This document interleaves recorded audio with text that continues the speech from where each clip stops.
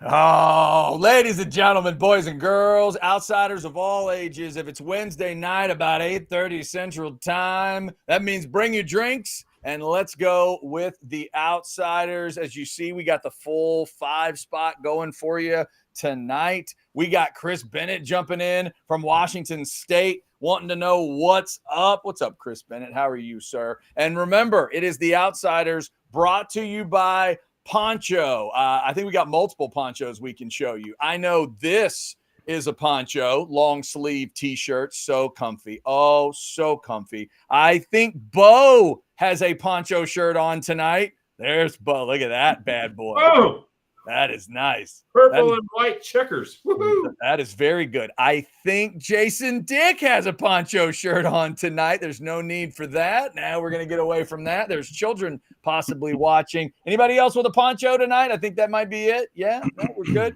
Yeah, ponchooutdoors.com. Get the shirt that you've heard about. All kinds of different designs, all kinds of cool stuff. Check it out. If you want to jump on in the Specs chat, you can do that. Our man Sal is jumping in, and we know where he's coming from. He's always in New York City, so that's got to be good evening from the NYC. Sal, great to see that you're there. We are going to talk some Longhorn football tonight. Also, you might notice at some point tonight that the upper left-hand side of your screen is a little down. The upper right-hand side of your screen is going to try to stop smiling because that guy's a Bills fan and that guy's a Chiefs fan. Here come your outsiders. The upper left is Chance Mock 5, trying to find an extra yard in pretty much all of his teams right now. Chance, what are you drinking? I'm assuming, hopefully it's not battery acid. It's pretty close to battery acid. Oh, my God. Dude, come on. This shit is so good. First of all, let me say go Bills. Secondly, it's soothing sleep. It tastes like chamomile and honey, and it is incredible. But yeah, look, first of all, Blake, to you, congratulations. Second of all, I will not watch the game. I'm over it. I'm done. F the NFL. I'm tired of the BS, and I need some time away from it. That being said, I do hope the Chiefs three-peat, because if you're going to screw around with officiating and make even people question it and question the validity of the game to the point that it's gotten, you might as well get the record. That's what I think. The NFL wants Taylor Swift and they want the three-peat, so go get the damn three-peat, number one. Number two, there's no fans in the world worse than Philly fans. Like, they're just ass clowns. So I don't care if the Chiefs go 5-peat, if they beat if the Eagles decide to do a Bills light and go 3 straight Super Bowls and lose all of them, and the Chiefs win all of them. I don't care. I don't ever want to see Philly win anything.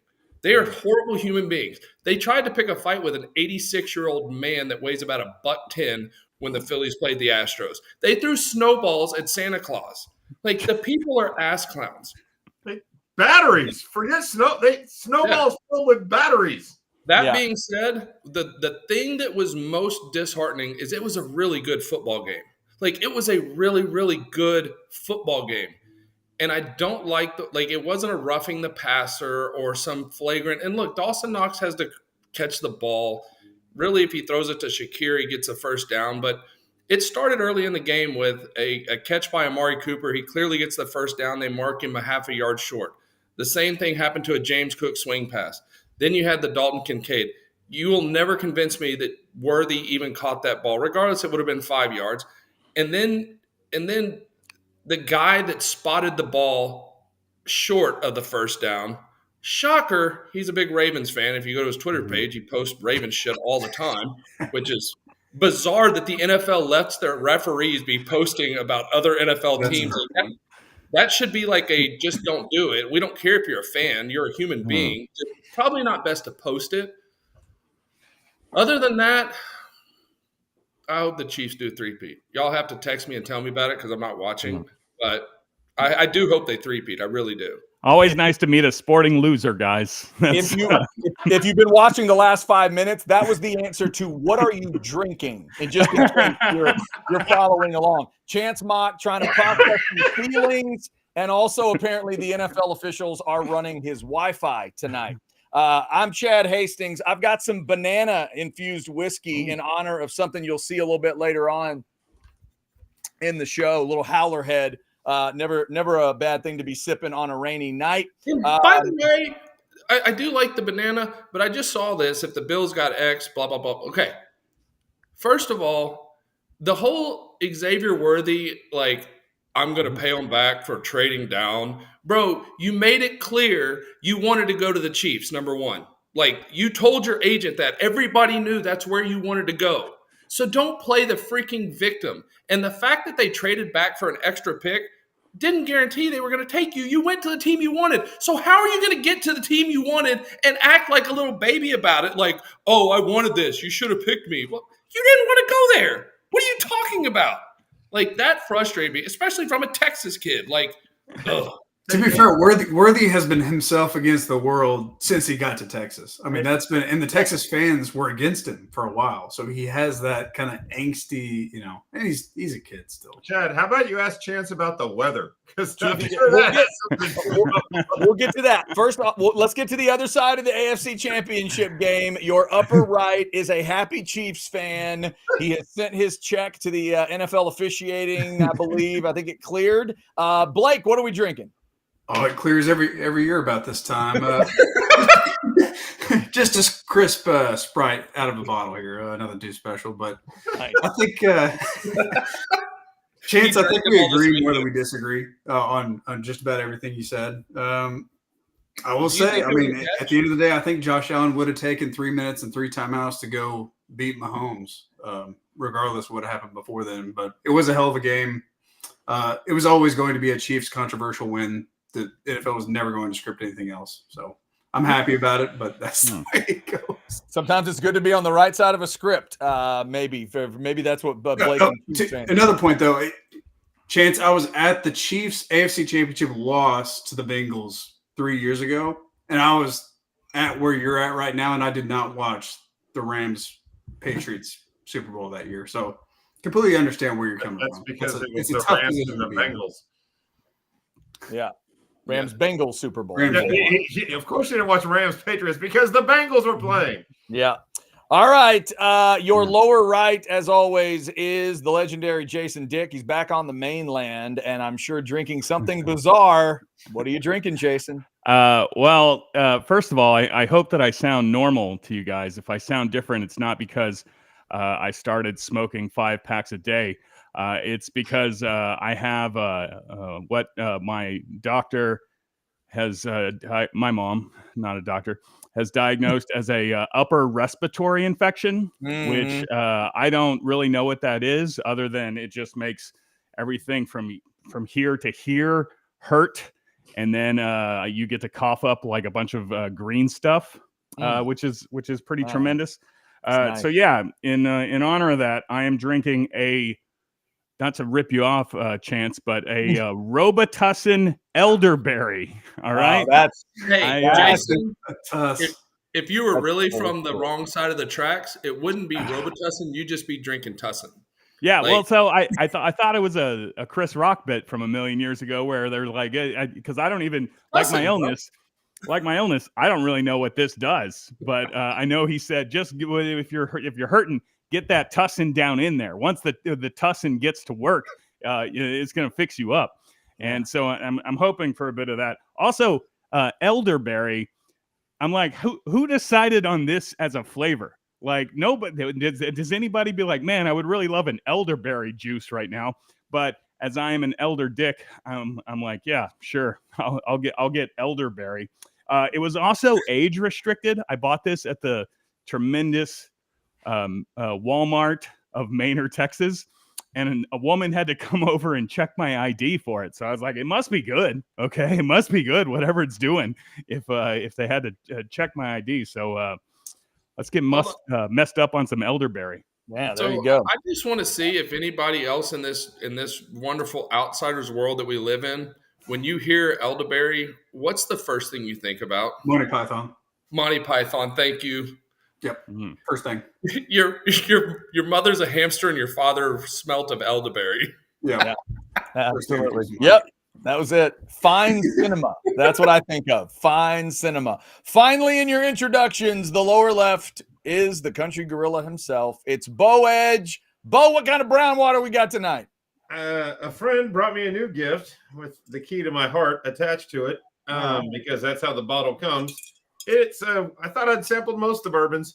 This one is called Blade and Bow. He bought it because it had the word bow in it. I said they spelled it wrong, but fuck it.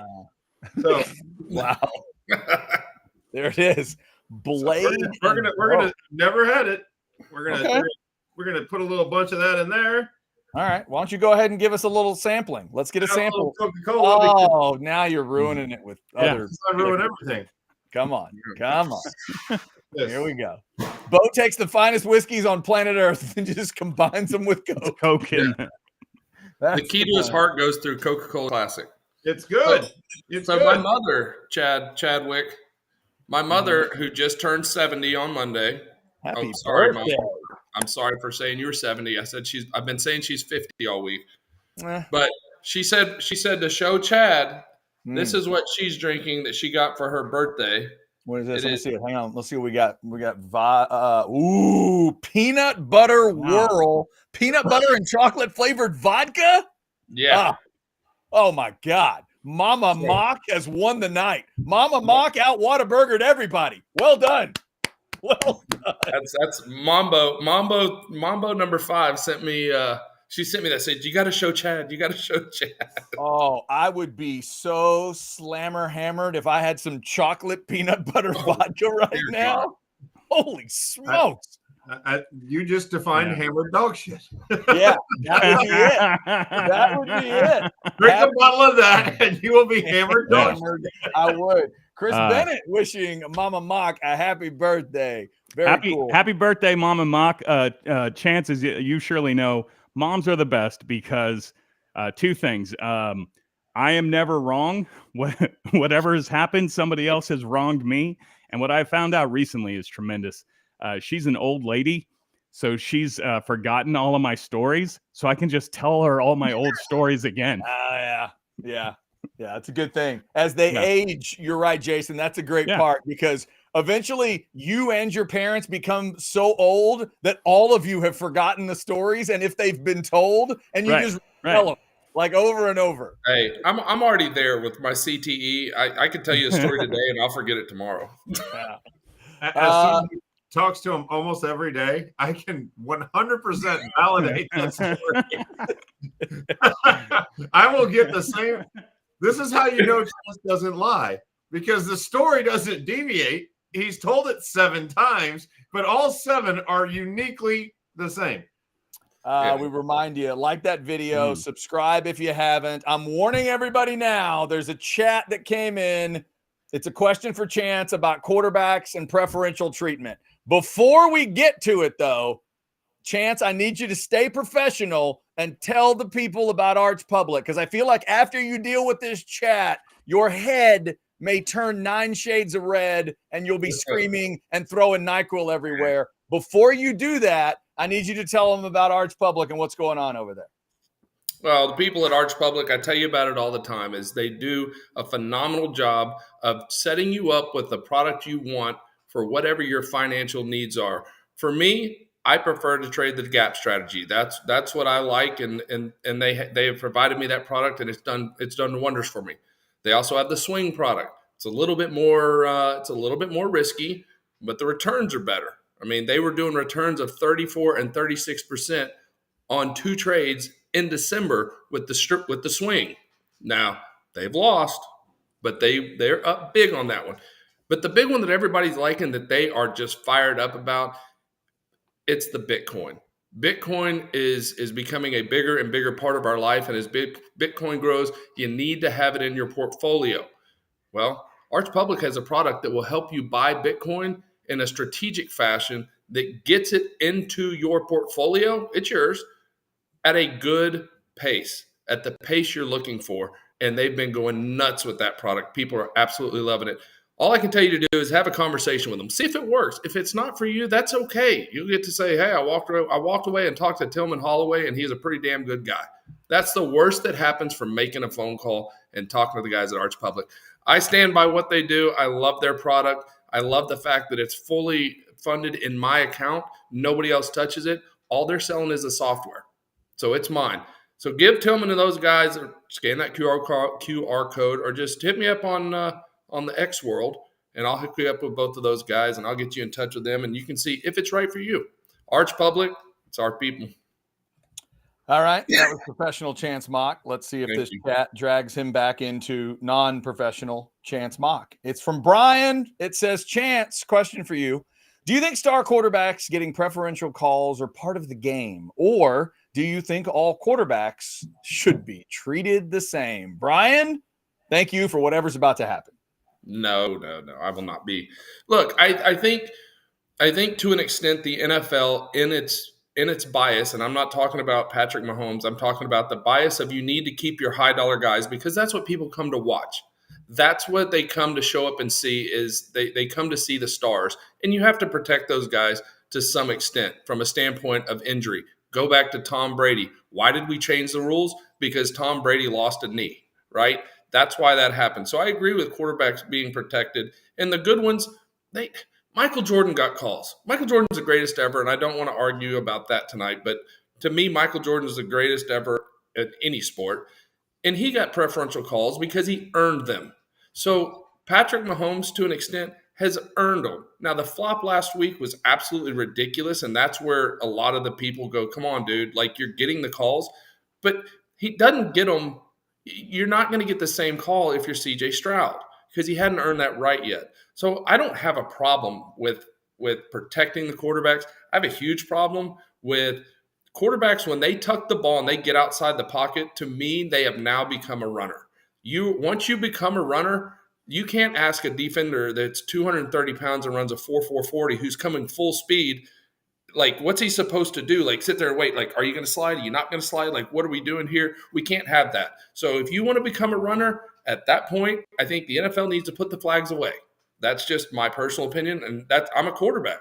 But when you're going to make the conscious decision to get outside the pocket and start becoming a runner, you should be treated like a running back. But to the crux of what this question is, yes, I think they get preferential calls. And I think part of it is because at the end of the day, they're human beings too. And when you watch greatness in front of you, the greatest in the world doing what they do, sometimes you like the guys. These referees have conversations with the quarterbacks every week. And, there is a little starstruckness that's happened. It's human nature, and that's okay.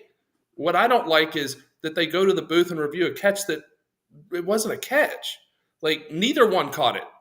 It should have been an incomplete pass. It shouldn't, those are the ones that bother me. But, okay. So I kept silent during the entire intro phase of The Outsiders, and that's very, very tough for me. But now I've been enamored with Bo whiskey. So Bo and Coke. What people, and I'm saying people, Chance, everyone seems to miss the point of replay sometimes. It's not, you may think it's to get the call right. It's not. It's to review what the call on the field was and see if there is definitive evidence that call was mistaken. Mm-hmm. They called it a catch on the field. No, it wasn't a catch. The ball hit the damn ground. Neither one of the guys caught it. But it wasn't that definitive. If you show that same video to 8, 9, 10 guys, you'll get 9 different answers. But that's where the Chiefs get into trouble, Bo, is because you get a guy that marks the ball a first down.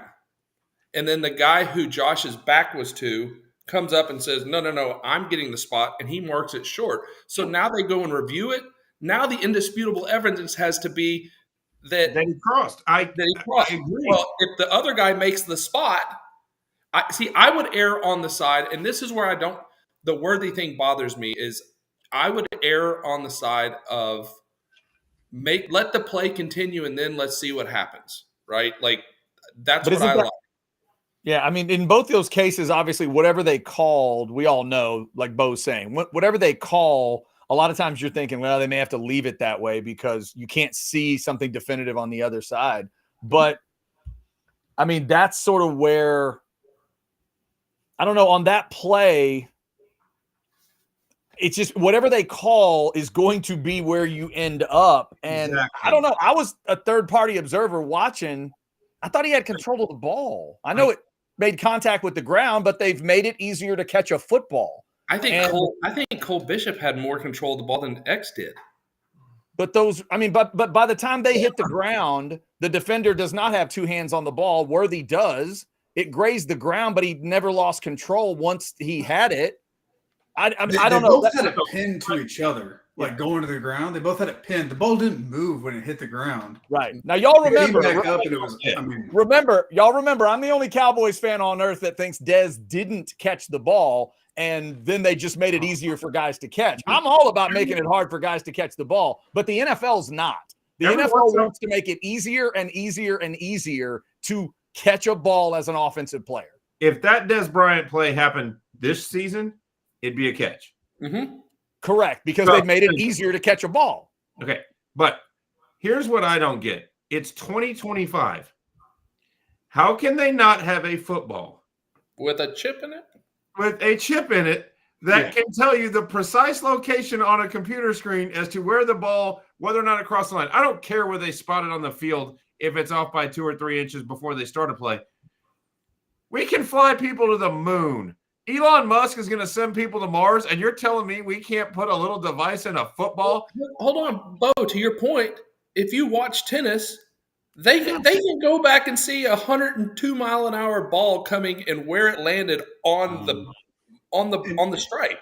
tennis has had that for a decade. I saw it on a pickleball match the other day. They had instant replay in pickleball that can tell you where the pickleball was. You're telling me football can't tell you if they got a first down or not? Let me tell you, Bo Edge, all right, you're going to put a chip in a football next. You're going to want to put one in my arm, okay? And then you're going to put chips in all of my children next, right? Okay, so whatever they're doing in your weird tree-hugging tennis game, you keep over there football. First off, if anybody needs a chip in their arm, it would be you, Jason, for scientific research, for no more than anything. If they could turn me into a robot, the next thing you know, AI is calling balls and strikes. Oh wait, it should. It's coming. Here's a weird one, guys. I don't know how many of you are watching whatever spring football we have at the time, but I believe it was last season in the UFL. They came up with this system, kind of like tennis, where I don't know if there was a chip in the ball. I don't know if they just did like a grid of the field, but instead of bringing markers out, they would literally just go back and somehow figure out where the ball was, set it there and say, all right, it's at the 30 whatever yard line. And then you would see this computer version of the field and it would say first down, or it would say short. Like there was no measuring by humans. They did it somehow electronically. And I wonder if eventually the NFL gets to that, some version of that. Because like I was telling Blake before the show started, Chance, I get half of your argument about that fourth down play. Because I get why what the official on the backside called it his way. And I get why the other guy did. Because I saw that moment of, wait, isn't that the ball? Isn't the ball getting to that line? I would have said it was a first down. Well, and then made them change it the other way because I thought I saw the ball get to the line. Put the ball at the line and let's come measure it. So why it got, pushed back to that other spot, that's a whole nother discussion about Ravens fans or whatever. But I could see both angles of it. I just don't know why the angle where I thought I saw a football didn't matter. Why did that not matter in the end? Because I thought I saw it. I think everybody's going to have a different interpretation based on their fan loyalty between Chance and Blake, between who you wanted to win, based on what you wanted to see. Here's a definitive fact, and Sarkisian needed us to learn this lesson as well.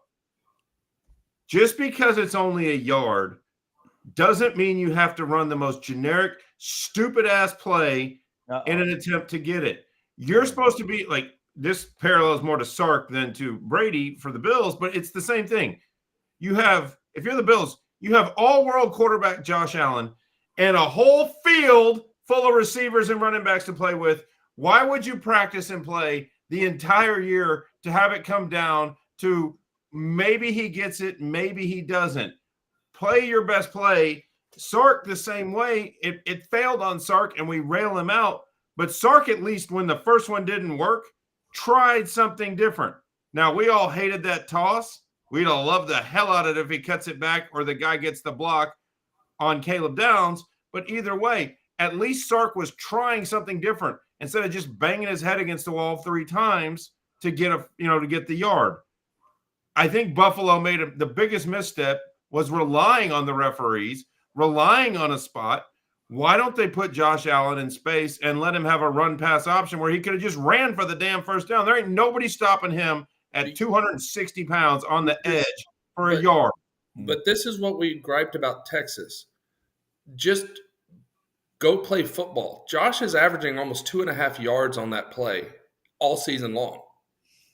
He's averaging two. Yeah. I love it when he not gets in that game. He wasn't though. They'd stopped him at the goal line like 3 times. No, they had, but and the other thing, Chance, where your averages told you it works. Yeah, the other thing where you're not getting that call on the road is you better get to that line with a big quarterback. They are not going to give. They're not giving a big quarterback the benefit of the doubt if he gets turned sideways like that. They're not. I agree, but I would not say – the only thing I would argue, Bo, is I don't think the Bills relied on the referees. I think they walked into that game knowing they were going to have to play against them. And if they were relying on them, they might have been the only people in America that thought the Bills were – or that the refs were on their side. Yeah, no, that's fair. No, but this parallels more to a lot of things because people look at the result and not the intent. It looks like the dumbest thing that ever happened for Pete Carroll to throw the slant that would ended up losing the Super Bowl on the pick. If that pass is completed, the receiver is more likely than not the MVP of the Super Bowl. I'd have still told him to hand it to Marshawn.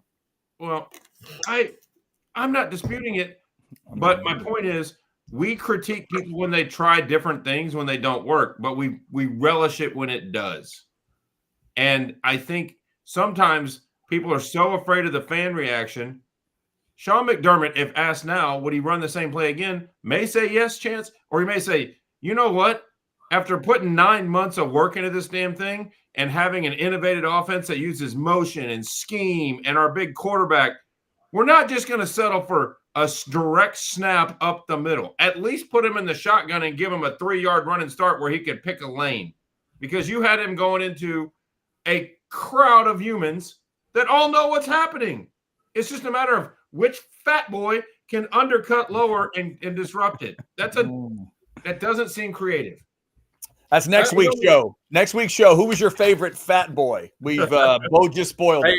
And by the way, if anybody's team they were in though, where they were disorderlies, that was freaking awesome. Wow, that's good move. If anybody's team would love to have Kaiir Elam, y'all can have him. There's a reason why he's a first-round pick and spent all last year on the practice squad, most of this year on the practice squad. He's 3 years into his – and he spent – I think he's been active 8 games in 3 years. That's your I think first the Chiefs will pay his salary to keep him on the Bills for now. I'm sure they would. Because as soon as he came in, he apparently has no clue.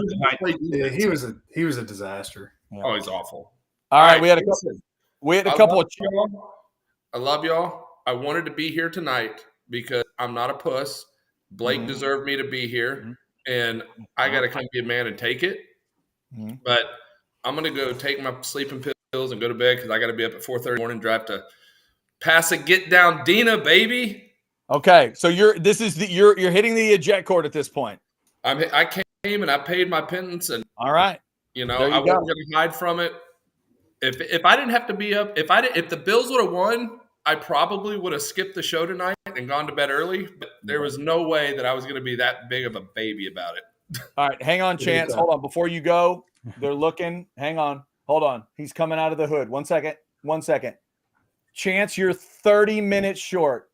30 minutes. 30 minutes short on the show tonight. That's the official. We're going to miss an enlightened conversation about a dude named Hero Canoe.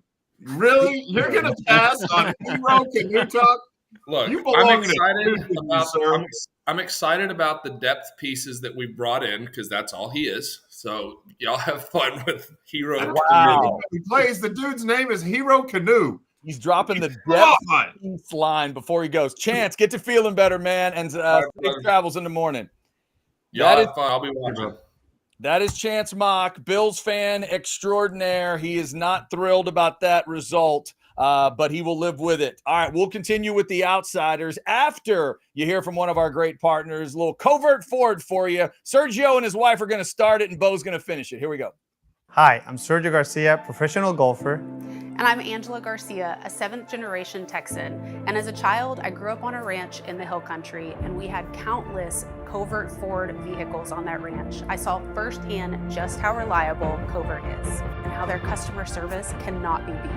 And just like in golf, being reliable, on point, and consistent is the most important thing. So if you want the best of the best, visit our friends at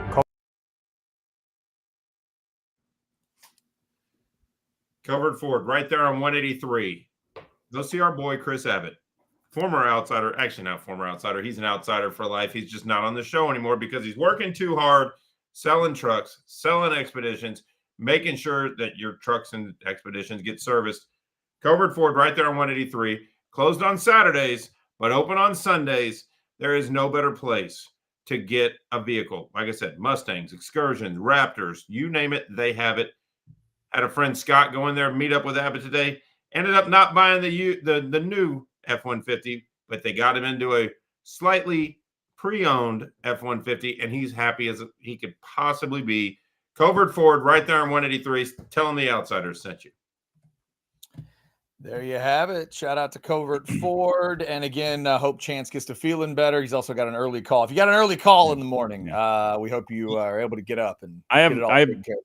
Great sympathy for Chance, who's got to get on an airplane very early. I recently did that. It's terrible. But my favorite thing was that he insisted that he was going to show up tonight so that he wouldn't be a baby. And I was like, what do you think just happened for the last 30 minutes? Yeah. He griped about the NFL's conspiracy theory for about 30 and he said he was going to hang till 9:30 and then he was out at 9. So well, maybe I was too mean to his Buffalo Bills when I made up that didn't involve referees or Blake's chiefdom.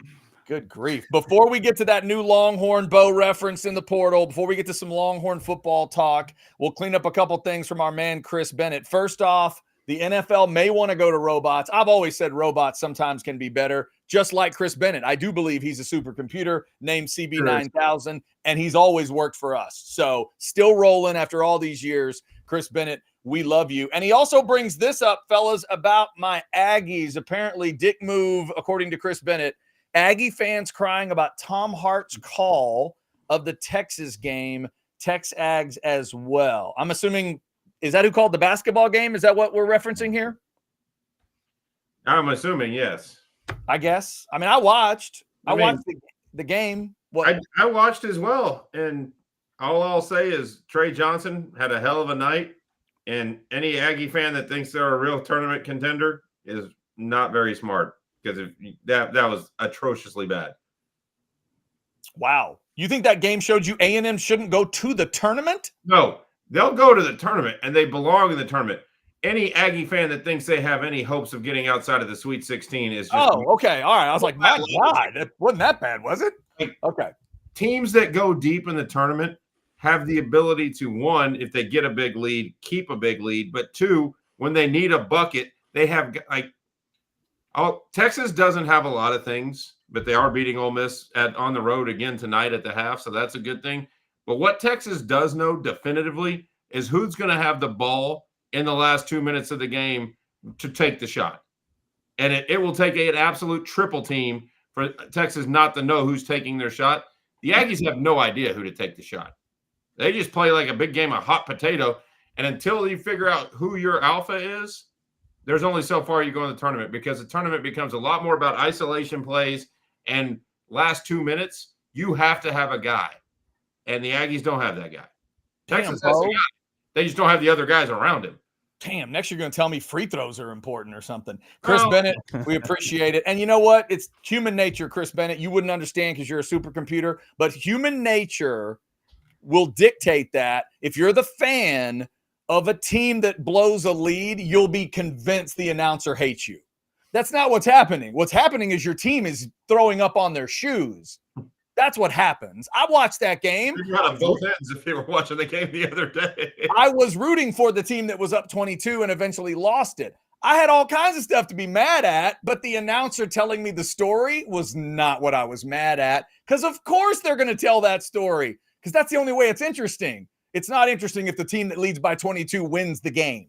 That's not interesting. That's like getting mad at the announcer when they say this guy's made 37 kicks in a row and then he misses it. The announcer wasn't deliberately trying to make the guy kick. He's telling you the guy's stats. It's so stupid. And they're on the road. You know what that means? If they're on the road and the home team starts coming back, do you know what the fans do? They yell. So the building's louder. So the guy announcing has to talk over the people who are being louder.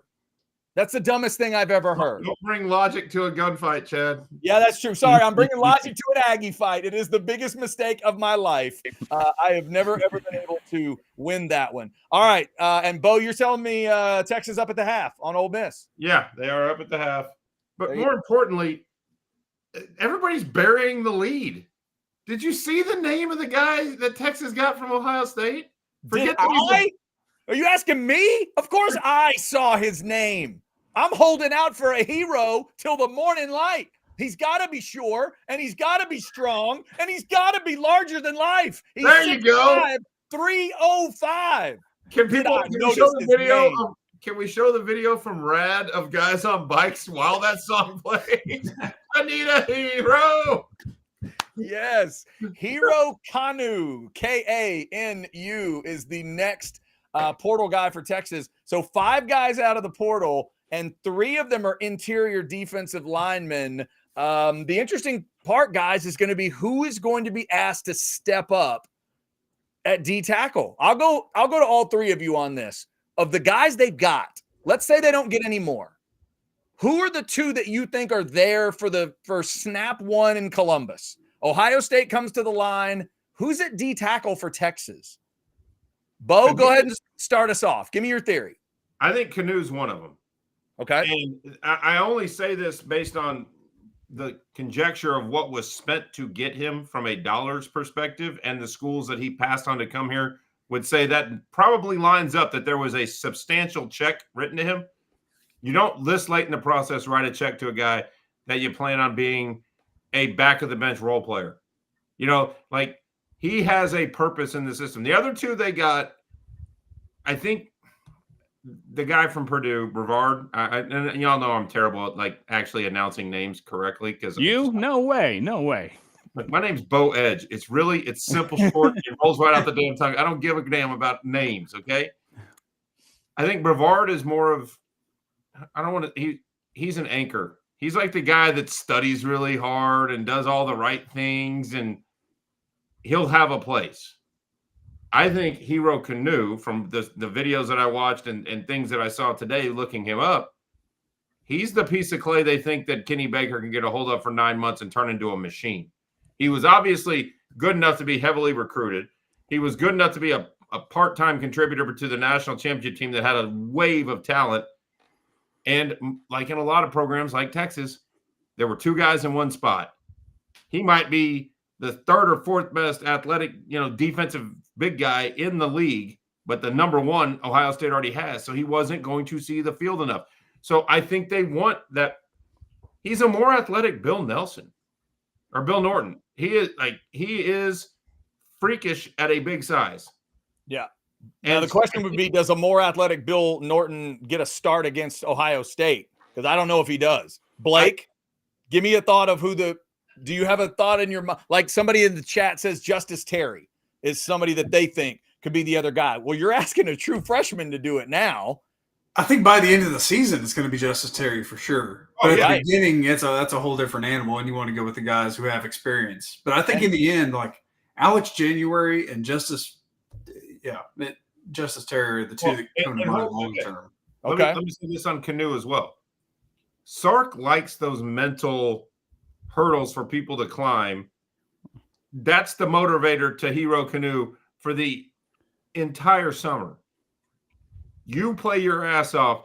you get to walk out in that game and start against your fellow teammates game one. I mean, either way, we have a defensive tackle rotation. All of them are going to play roughly 15 to 18 snaps, and a couple maybe get to play a little more than that. But I guarantee you that's the motivator for Hero Canoe through spring and summer. You play your ass off and you fight, you're getting that first snap against Ohio State. You're going to get to go up against those guys you fought hard and worked against. Yeah. That would be incredible motivation. That's a Sark mental game that you know how Sark loves to play those type of games with his players. It seems like the perfect mental thing for Sark to push Canoe. Yeah. Blake, I think you are so right on. Justice Terry will be the definitive starter on that line come November.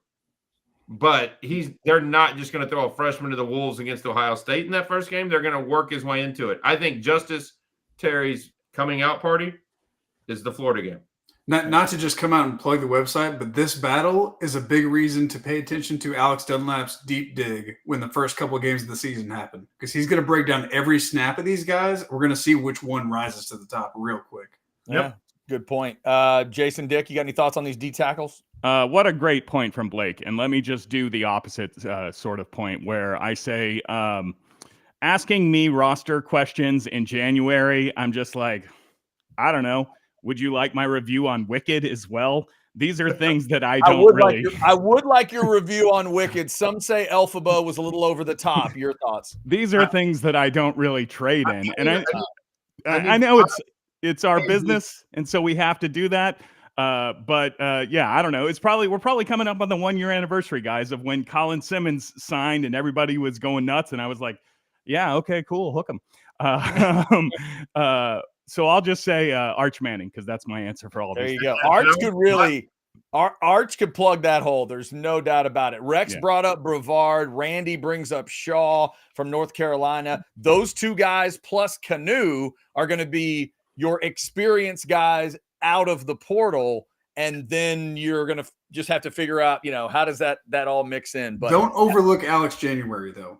I'm definitely not doing that. I'm a big fan of January. Yeah. But is he good enough to be the starter in Columbus?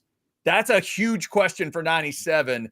If he makes that move and it's him, if it's like January and Canoe, that'd be pretty wild. You'd have some experience. And like Bo said, a guy facing his old team, that'd be fun. And if a sophomore could make that kind of improvement in 1 year, because he's been pretty good. He's shown you he can be pretty good. Has he shown him enough to be that guy? I don't know. We'll see. I also think a name to watch as we go through spring and summer, because he is so young and growing. No insider information, no nothing, but I would not be shocked if Colton Vasek slides inside at some point in his career, because they have plenty of edge rushers, and Vasek has proven he belongs on a Division I Power 5 football field playing football. I think they may slide him inside for some athletic sets once in a while. Where you're running your 4-3, but one of the interiors is a guy like Vasek that can really create havoc with speed. And so if Vasek doesn't have reports coming out in spring and summer about him moving inside, it means they really like the guys they already have inside, because if not, I can already see that move, because you can't just let Vasek sit on the bench, and there's really not a spot for him this year. Well, I was really sad to see the other day. I don't know if y'all saw this, but he's having surgery on a torn labrum, I believe. Vasek is? Yes. Oh, I didn't know that. That's not good. Oh no, that's part of why you won't hear of him doing it in spring and summer. If they get to the summer and Vasek's getting healthy, a labrum isn't a extended surgery, and they don't like what they have, they're going to start working real hard to slide him inside, because then it's too late to find it. Yeah. Speaking of working hard, this team is already working hard. We will talk about that here in just a second. Before we do that, we have a chat I wanted to get to involving some of those NFL rules and what you may want to do with it. But first, Bo, for the people that don't know about Gold and Griff, why don't you tell them a little bit more about it?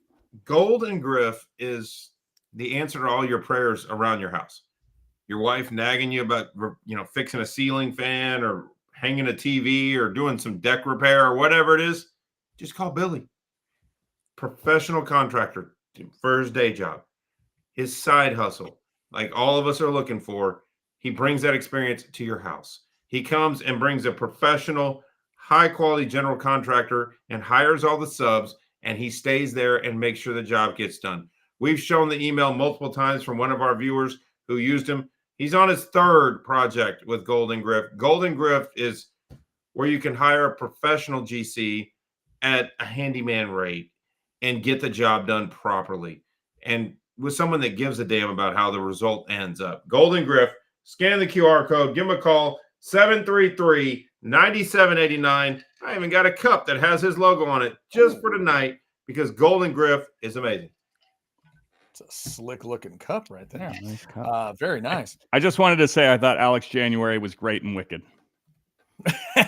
He was good. Yeah. And I expect a 5-page report on Fast Times at Ridgemont Highlighter since you're just throwing out random things you're going to do. That would be good too. I need to see Fast Times again. Haven't seen that recently. Before we get to more, interprets that movie because I'm pretty sure it's slanted and funny. Before we get more of more Texas thoughts, GC Longhorn says, "Hey guys, Saban and all the ESPN pundits routinely call for NIL reform, but nobody has proposed any solutions. What ideas do you have to improve the system?" I'm assuming. Okay, are we taking this literally like NIL reform, or do you mean we were discussing the replay system and you're talking NFL replays? Maybe we hit both. Anybody have any ideas to fix NIL or replay? I think he meant NIL, but we can hit both. But you're not. He asked like they're. Of course, they're not fixing it because there is no governing body at this point that can legislate or control it until all the schools come together and determine a set of guidelines that they're going to follow. Nothing's going to change. It is going to be the wild, wild west. And I think, honestly, the heavy hitters of the world are good with that for about 5 years. The Texases, Ohio States, hell, I'll throw A&M in there when it comes to money. The Floridas of the world, the Notre Dames. They want all the Boise States and Arizona States kicked to the curb so they can have a lockdown on all the talent. Because that's the only thing, NIL is the only thing right now separating the bigger schools from just buying all the athletes. Like, because at that point, it's over. I was on the radio when this thing first broke, when this thing first happened, and everybody was mad at me because I kind of said, I'm against it. I'm not against paying the players. I think we took advantage of them for a long time, but I was against the sort of system where they were just like, okay, we're just going to unlock the thing and the floodgates will be open, because I was like, how are you going to legislate it? How are you going to manage the system? And I should have known the NCAA was just like, like we do most things, we'll just stick our head in the sand. And that's what I think the problem is now. And, we'll talk on this show for weeks and weeks about recruiting and who's getting what and what, but the answer is it's now just an auction. Okay. It's a bidding war, right?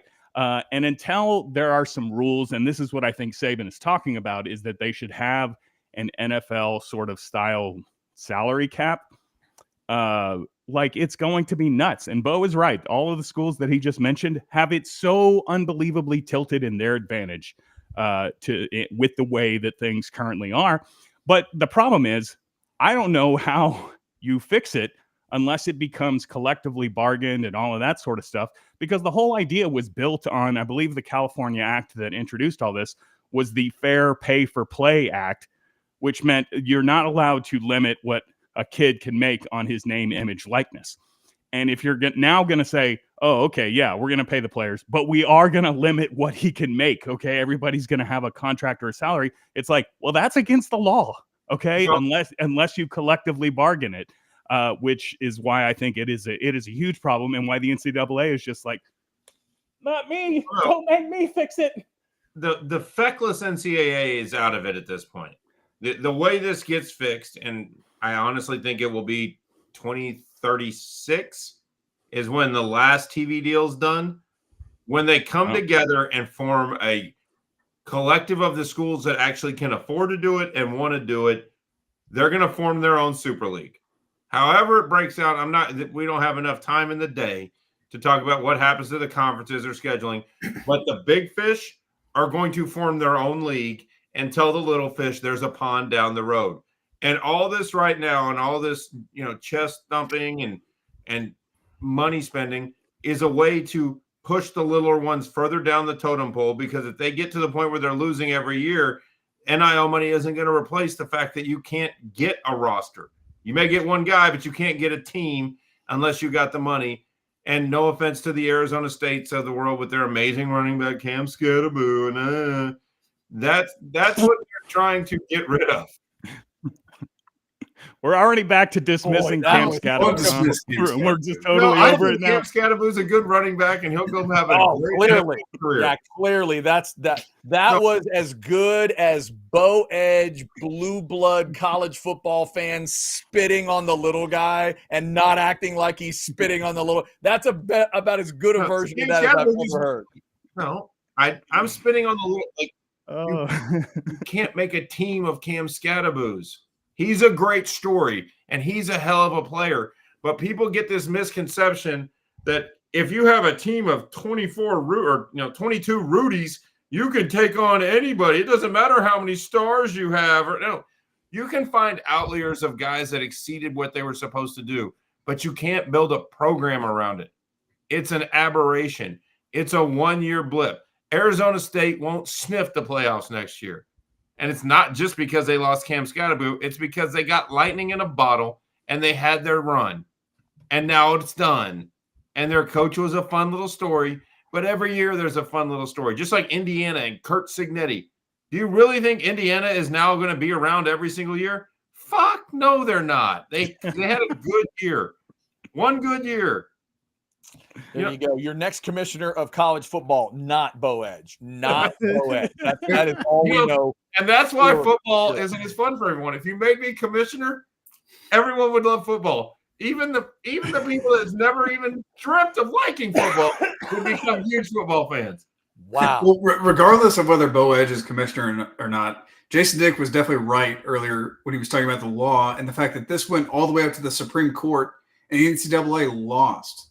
This went all the way up to the top, and the United States government ruled that you cannot restrict these players making money. Yeah, unanimously. So they can do in the short term. If I'm not mistaken, wasn't it unanimous? Wasn't it a 9-0 vote? You bet it was. Yeah. This particular time in life, this particular Supreme Court in this particular America went, oh yeah, all nine? Yeah, all nine. Well, to be fair, in that kind of setting, the NCAA just looks like absolute fools when they're put on display. So you're right. All right. Speaking of looking like a fool, you will never look like a fool if you play golf at Star Ranch. Well, it's not a guarantee, but this guy never. Have you seen how Jason dresses? He never looks like a fool when he plays golf. Tell him about it, Jason Dick. Well, that was a tremendous setup, but Bo is right. Like looking like a fool is kind of my personality, particularly on the golf course. That's one of my favorite things to do. But I do have a tremendous time, have a great time every time I go to the golf club at Star Ranch, my favorite place to play golf in all of Central Texas. You know, I say on here all the time how the course is always in tremendous condition, regardless of the time of year or the weather. But it's so gross out there right now. I miss you, Star Ranch, because I can't go out there when it's like this. I haven't seen the sun in like 4 days, 5 days, something like that. Did Trump fire the sun? Is he allowed to do that? But it is, regardless, always in tremendous condition. The golf courses, fairways, lush, everything's green. The greens rolling true. It's just a really fun place to play golf, even if you're not a tremendous golfer like myself, who kind of just does it for the outfit sometimes. But it's a great place to go play if you're looking for a great round. I recommend the Golf Club Star Ranch. Also awesome for tournaments. You can scan the QR code there to set up a tee time, get more information, or just call them 252-GOLF. It's the Golf Club at Star Ranch. For real, where's the sun? There you go. People say the sun is overrated. Where is the sun? Take a rest. All right. If you want to throw us in a chat, you can do it. A super chat will go right to the top of the list. We appreciate you if you want to do that. Chance Mock was with us, then ducked out before the show ended. I was going to ask Chance about like winter workouts, but it has begun, fellas. The Longhorns are actually working out, and I've got 3 countdowns for everybody that I will keep you updated on. By my count, we're 213 days as we talk on a Wednesday night, 213 days from Texas in Columbus taking on Ohio State. So you want to see that big Arch Manning debut as the starting quarterback, no doubt. 213 days away. For you baseball fans, you're 16 days away from Schloss. You get your Schloss 16 days away in Burn Orange. And if you really want the Schloss, how about the Schloss against A&M 86 days away from right now as we are talking? How about 2 days away from when I'm taking Razor to the alumni game at Disch-Falk Field, where they let the kids meet all the former players and get autographs, and then they play an exhibition. Baseball starts Saturday. It's going to be 70-plus degrees, sun shining. Yep. There is no football. Get out there and support the baseball team. Get out there and support Coach Schloss. Jason, we gave the sun 5 days off. We're bringing it back for Texas baseball. That's what we're doing. I'm bringing it back. I'll believe this sun when I see it. But I'm very excited for Razor and this experience that he and Bo are going to have. That sounds awesome. But what did you say? 213 days till 213 Ohio State. You're full of crap. I've seen you in the Yeti yard. You like baseball too. I love baseball. But 213 days, I was like, oh, damn it. All right, we just got to make sure we stay alive for 213 more days. So that's it. Let's go, gentlemen. Get the tussin. Get the tussin going. Bo, did you buy your tussin at Walgreens? Walmart. No. You need to go check out Walgreens, because you know how they have their generic brand. I have a bottle of it in my kitchen. Yeah, their generic Walgreens brand Robitussin is just called Tussin. Like, it's not even like Wal-Tussin or W-Tussin. It's just Tussin with I think it may even have an apostrophe on the end. That's nice. That is nice. Before we hit the door, Bo, speaking of you and your incredible son, Razor, we got something we need to update the people on, and you can tell them about what they do. If they need a big-time experience, Engage Vacations can help them. I tell you all the time about Engage Vacations. What makes them different? Look, a lot of travel agents or people in that industry can book flights or hotels or whatever. No, what makes Engage different is they actually listen to their customers and what you're looking to get from your vacation. They go to these places and try them out. So when you say, where should I go eat when I'm in Cancun? They give you a list. Help me book some things at Disney for my kids. Great, done. They take care of everything because they actually do listen to their clients and give them what they're looking for. You're looking for excursions, they tell you where to stay. If you're looking for adult only, they'll tell you where to stay. The owner and proprietor of Engage Vacations, Chad, knows my son is a gigantic Savannah Bananas fan. Like, him and my wife have gone to numerous games in Sugar Land and elsewhere. They have traveled to watch them. Well, he was at a deal, and just by sheer coincidence, guess who's in the room next to him? Jesse Cole from the Savannah Bananas. So he went, got his phone, made my son Razor a little cameo video. Here it is. Hey Razor, Jesse Cole here with the Savannah Bananas. I heard you're a big fan. Just want to thank you so much for going bananas. Hope to see you again. That's Engage Vacations right there. They care about their clients and do things like that for their children. If you want a vacation, and you should, Engage Vacations. The phone number is simple, 922-3322. That's 512 for those of you outside of Austin. 922-3322. Get someone in the travel industry that actually cares about you and what you want. It's Engage Vacations. All right, there you go. Thanks to Engage and all of our great partners here and at The Outsiders and Orange Bloods Live. I was just checking out some chats, is why I was not necessarily paying as much attention as I should have. I'm terribly sorry about that. Our man Chris Bennett lets us know my countdown starts at 100 days. Chris Bennett, that's too late. Sorry, too late. 100 days is way too late. You got to start before that. And Randy, our man Randy, says no mention of how the Pickers did. So Randy, here's your update. Yeah. you're still alone in the victory How circle. about this, Randy? Let's cut out the middleman a little bit. There's still 1 week on the moratorium of whether you get a bonus shirt for beating everyone, because we are going to do picks next week involving the Super Bowl, side and total, and a prop bet or something like that. We'll throw it out next week. But Randy, go ahead and Twitter message me the next shirt you want from the Poncho Ensemble, because I'm putting my order in probably Monday or Tuesday. I guess that goes for you, Jason and Chad and Blake as well. Get me your orders. It's going in next week. Nice. Randy, I'm going to go ahead and order whatever you send. And if someone beats you, then they get your shirt. And sorry. Well, there you go. There you go. And double XL, whatever. And for the question of what games will be picked, Bo kind of said it there. What we will do next week is pick the Super Bowl spread, Super Bowl over-under, and each of us will pick whatever 2 props we think make sense. But for all of you, you can pick 3 of any of that. You can pick the spread and 2 props. You can do 3 props. You can do over-under and 2, whatever you want. You do 3 of them. We'll pick 4. That's next week. We'll do that on the Wednesday. Can I give you a teaser, Chad, real quick? Xavier Worthy, anytime touchdown. Hammer it. Anytime touchdown. Okay. Look at that. He worked a Chiefs hat in. I didn't even notice when he put that on. Did you just put that on? Let me let Blake's little producer heart know this is the time that the Chiefs crash and burn.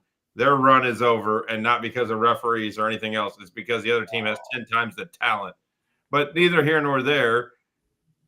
When you send your prop bets in next week, don't make up prop bets. I don't want to be getting crap on the chat line like Patrick Mahomes to get 3 flags picked off the ground. No, just make it real. Right. No, you gotta have a prop bet that you actually find we gotta need a real prop bet. It's gotta be plus the money line. It's gotta be like plus. So you can't do a minus 170 something or other. Yeah. Right. In fact, Blake, since you know this stuff better than we do, is there a particular place you would tell people to go do their research for prop bets for the Super Bowl?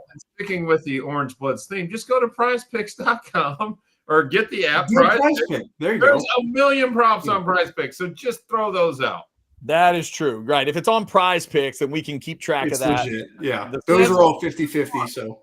Yeah. There you go. All right, there it is. Go to Prize Picks. Check that I'm going out. to take tails for all the money, guys. Can we go double or nothing? You can do tails. Can we do a bet on the length of the national anthem? Of course. Of course you can. It's a classic. Oh, yeah, there you go. Randy's already on it. Do we know who's doing it this year? I don't. I don't know either. I know Kendrick Lamar's halftime, but I've not heard who's doing the national anthem. I didn't want to unveil it here tonight, guys, but oh, say, can you see by the Medium. Look, no. They can't afford me. Okay, they can't afford me. So, notice how we all straight went to the hats off. Yeah, that's fantastic. All right, National Lampoons, play ball. All right, outsiders. Anybody else got anything before we close up for a Wednesday night? What's a basketball game? We got any time left, Bo?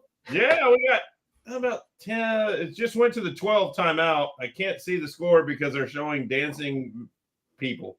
Okay. All right. Well, 12 minutes to go. Texas trying to get a win at Chris Beard and Ole Miss. We'll see how that goes. Anybody else got anything? We good? 47. I just wasn't sure if I missed a bucket before that. 7 what? Let's score. 47 up. Oh, 47 all. Okay, good game. We'll go watch the end of that one and see how it goes. Before we get out of here, let's remind you it is the Outsiders, brought to you by Poncho. We mentioned the ponchos that we're wearing tonight. If you want to check them out, oh my God, the long sleeve T-shirt. I put it on earlier today. It's so comfortable. I sleep in the poncho shirts. This guy loves poncho shirts. Colt loves them, whether he's fishing or driving fast to and from all kinds of things. It's there for you. PonchoOutdoors.com. If you love your Longhorns, you got a lot of good burnt orange stuff. If you love all the other kind of colors of flannels, long sleeve, short sleeve, go check it out. More of a Western style with the mother of pearl snaps like we enjoy, or you want to go with more of the basic button like Jason right now. Here, we'll give you a little fashion lesson here. Jason's rocking the mother of pearl. See those? They're beautiful. They're magnetic. You got the secret pocket. Like it's an incredible deal. Bo, see the one Bo's got on? Bo, also a mother of pearl snap guy. We're all in. We love the westerny vibe. Can we get another side profile? There you go. Yeah. Yeah, that was it. That was nice. good. Yeah, Bo, if you could just keep looking at the TV, there you go. That's Hey, there's a reason this show is ending a little early. It's because there's real, basketball action. yeah. Actually, Bo, do me a favor. Turn your head really slowly. It's just